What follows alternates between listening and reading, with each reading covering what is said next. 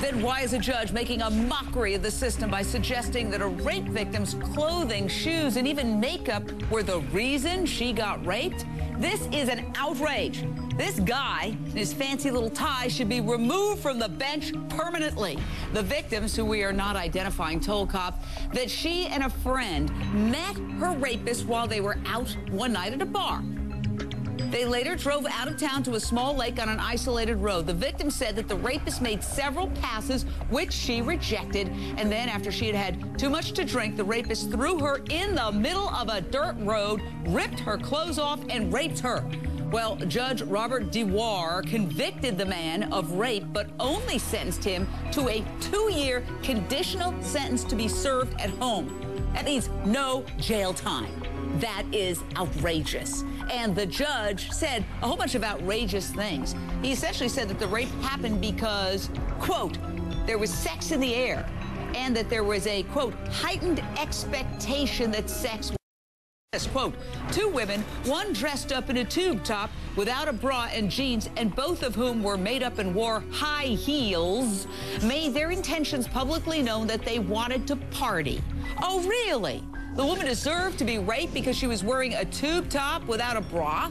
This is absolutely moronic beyond being sexist. The judge has also agreed at this point to stop handling sex cases until this investigation is complete.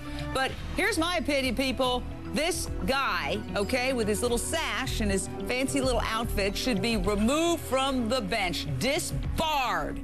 If the justice system doesn't take rape seriously, it puts every single woman at risk. Straight out to one of my heroes, Katie Calloway Hall. Katie, thanks for joining us. You were raped by Philip Garrido long before he allegedly kidnapped and raped J.C. Dugard and held her for 18 years, fathering 2 children with her. What is your reaction to this Canadian judge's deplorable actions and comments? Well, you know, Jane, it takes me back to my trial with Garrido, and the same thing happened to me, but it was from the defense attorney. Garrido's attorney actually attacked me for what I was wearing in court. And I was wearing a little Muslim top with embroidery that my mother had bought me because she wanted me to make me feel pretty when I was in court that day, make me feel better. And I was just so blindsided by this man's remarks. He turned to me and he said, "Were you wearing something that night like you're wearing today in court, Miss Calloway?" And I recoiled like I'd been slapped. I had just been re-victimized all over again. I couldn't believe that he was insinuating that what I was wearing to court was unacceptable. But what he was saying, in effect, was the same thing that this judge was saying. And, you know, this took place in the 70s, and I would hope that we would have progressed by now. This judge just set everything back about 50 years, in my opinion. Oh, well, you bring me to my big issue tonight. Has this judge been living in a cave under a rock somewhere? Doesn't he understand that no means no? To blame the victim for wearing a tube top with no bra, jeans, and high heels and makeup? So wait a second. If you're wearing high heels and makeup, you're inviting rape? Well, if that's true, then every woman who goes to work all across the world is inviting rape, because that's business attire, to wear high heels and makeup when you go to work or when you go out to dinner.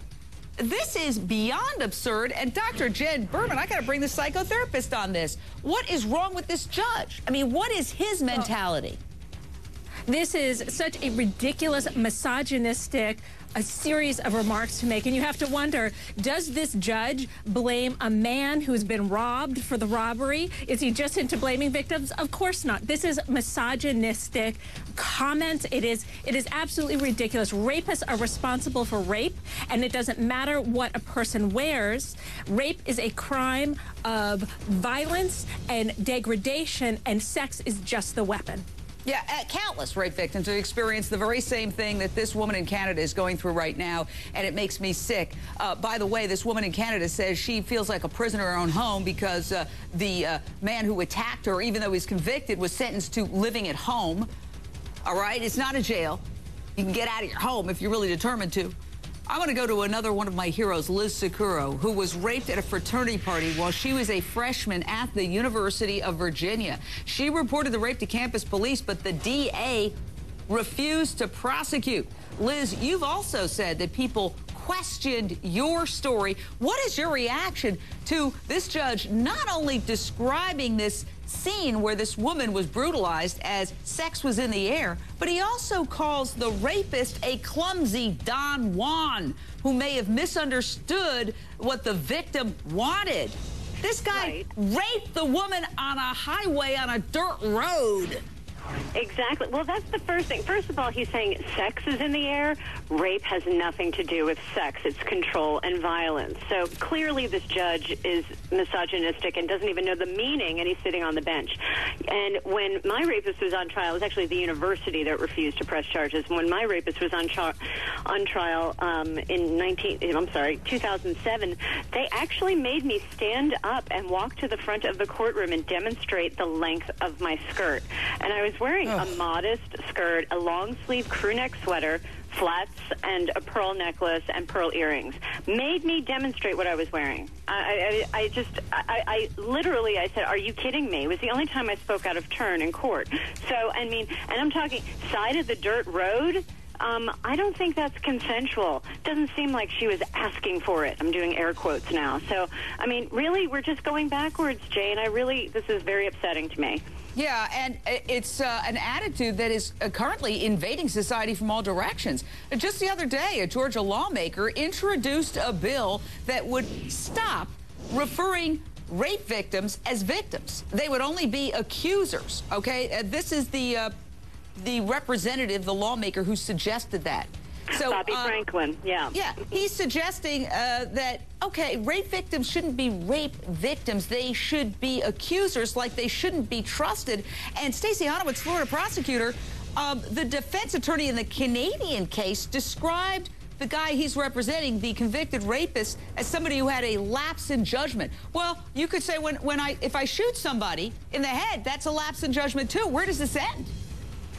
Look, I hear it all the time because I prosecute cases, and I hear the defense attorney, they always call and say it was a lapse in judgment. Look, it's ridiculous. The bottom line is this judge, his conduct needs to be reviewed. He's not going to be disbarred. He's not going to lose his license, but the Judicial Qualifications Committee needs to see if he's fit to sit on the bench if he's making these comments. Also, very interesting, Jane, in Florida, there is now, in the evidence code, a defense attorney is not allowed to question the victim with regard to what she was wearing on the night of the rape.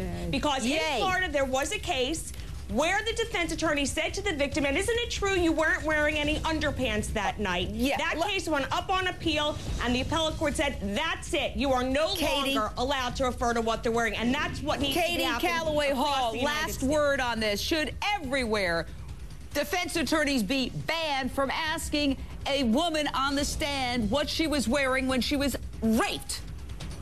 Absolutely. I mean, like I told you, it affected me so traumatically when that man did that to me. I couldn't even think straight for the rest of the trial that day.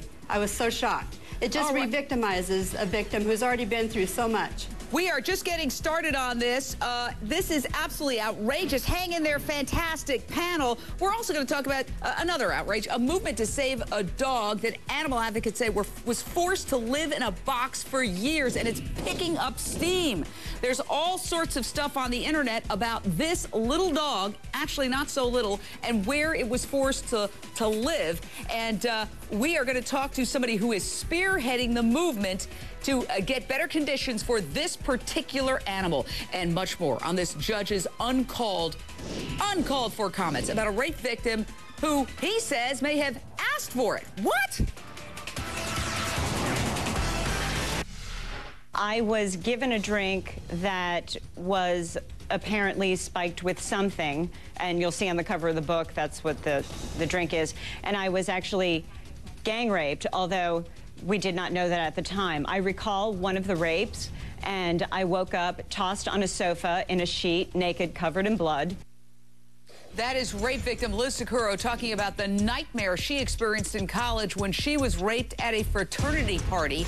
Cops questioned her story, and now we're hearing about a judge who actually blamed her own attack. That outrage occurring in Canada. I want to go to Liz Sakuro, who joins us by phone.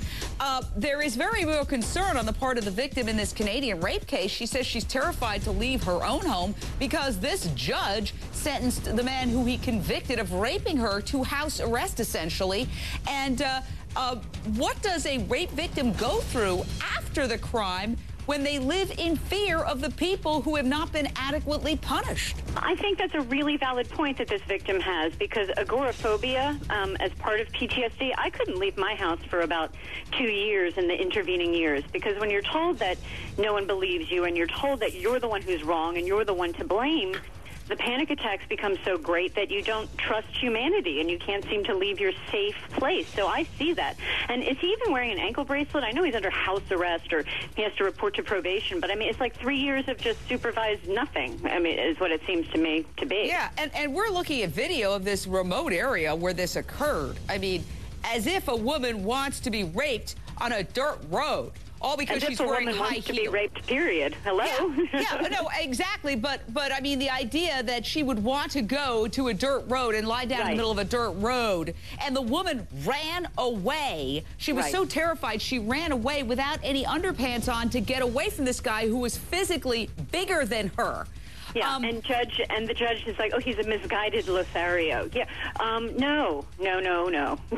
Yeah, I'll tell you who's misguided, this judge. I think he needs actually psychological help. Katie Calloway Hall, you were kidnapped and raped by Philip Garrido. And again, the same theme as we talk about the war on women, that this not taking rape seriously has a ripple effect that really affects the victim long after the actual rape. Now, I understand when Philip Garrido was released very quickly, about a decade after raping you, he actually came after you again. Yes, he did. He hunted me down and he found me. He wasn't even completely released from the halfway house that he had to spend 6 months in during the interim of being completely released back into society. He wasn't even finished with that. He just happened to manipulate, get his way out of work early that day, and he came up to Lake Tahoe and showed right up at my roulette wheel in the casino I worked at, and walked right up to me and said, "Hello, Katie." Unbelievable. Unbelievable. Dr. Jen Berman, psychotherapist. This is a Canadian judge who was just such a moron, and on top of being a moron, so sexist, so out of touch, obviously living under a rock the last couple of decades. He sentenced this guy that he convicts of rape, who he calls sort of a clumsy Don Juan who miscalculated, to house arrest. Now, he's obviously under the impression that this guy isn't a threat, but is that really the case with rapists? I mean, don't they have a track record? Of course he's a threat. Go ahead. Absolutely, this guy is a threat. And I also think that this judge, in his own way, is a threat on so many levels. You have to wonder, when a judge says things like that, is he trying to justify his own aggressive urges? Where is this coming from? And to let this guy get away with just house arrest is ridiculous. And yes, absolutely, it makes the world only a more unsafe place for women. What is likely to happen to this judge, Stacey Honowitz? I understand that in Canada, once you get in as a judge, a Canadian friend told me it's very hard to get him out. It's a boys' club, and the Canadian Judicial Council is supposed to look at this, but it's part of the big club.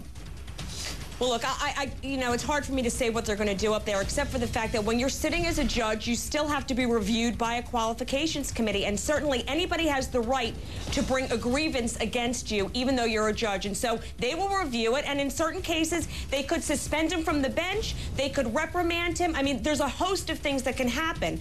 The bottom line is rape victims are stigmatized from the very start. They're horrors. They've asked for it. This judge has only added to that theory now. And now rape victims who know that a judge can get away with making these comments like this would be very, very hard-pressed to even come forward. I hate to say it. I mean, if you have a judge saying it here on Issues, that's why we have the war on women right over there. That's why I have this gavel, even though I'm not a judge, because the criminal justice system, not just in the United States, but all over, is messed up.